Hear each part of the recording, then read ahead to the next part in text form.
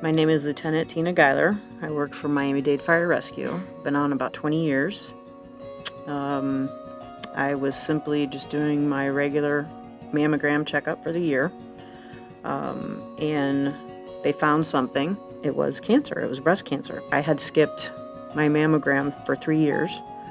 And the third year that I went, that's when they found out I had breast cancer. So if I had waited just another year, I probably wouldn't be talking to you right now.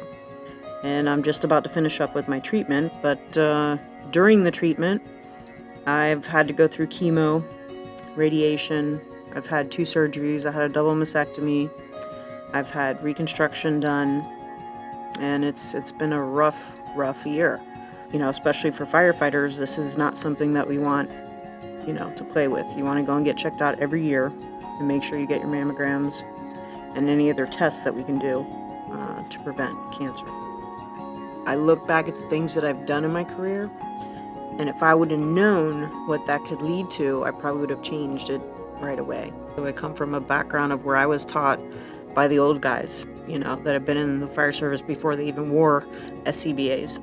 And so having soot and dirt on us from going into fires was cool.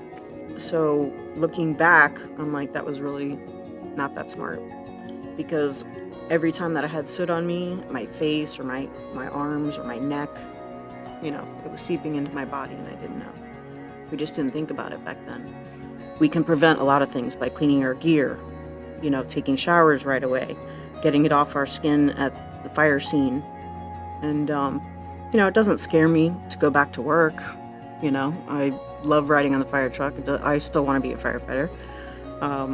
But I will change things to make sure that I protect myself and also my crew. I won't let my crew not take a shower and not clean off right after a fire and stuff like that. They're going to do that because I want to protect them as well. I don't want them to go through what I went through.